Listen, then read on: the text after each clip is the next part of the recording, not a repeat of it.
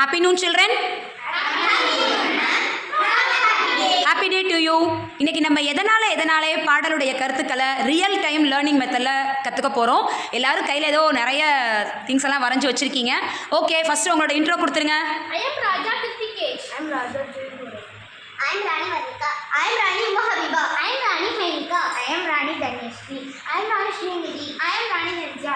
I am Raja Kamlesh. I am Raja Vishwanathan. Super. இப்போ நீங்கள் real time learning மெத்தடில் பாடலுடைய கருத்துக்களை உங்களுடைய வரைபடங்கள் மூலமாக சொல்ல வந்திருக்கீங்க. ஸ்டார்ட் பண்ணிடலாமா? சொல்ல ரெடியாக இருக்கீங்களா?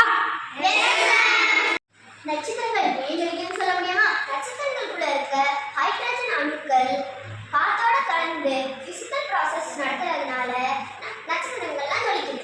ஸ்ரீநிதி, கோடை காலங்களில் பெரும்பாலும் மரங்கள்ல இருந்தும் தாவரங்கள்ல இருந்தும் இலைகள்லாம் உதிருது இல்லையா? அது ஏன் உதிருது?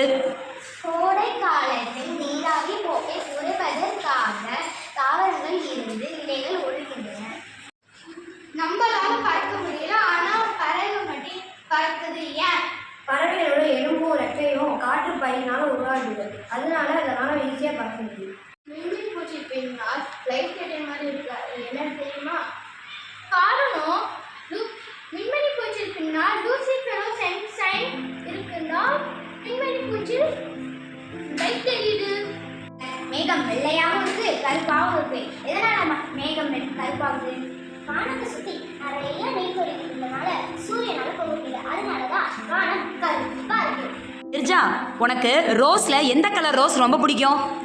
எனக்கு ரெட் கலர் ரோஸ் தான் ரொம்ப பிடிக்கும். ஏன்னா இந்த ரோஜா பூக்கள்ல ஆந்தோசைனின்னு ஒரு நிறமி நிறைஞ்சு இருக்கிறதுனால ரோஜா பூக்கள் சிவப்பாக இருக்கிறது.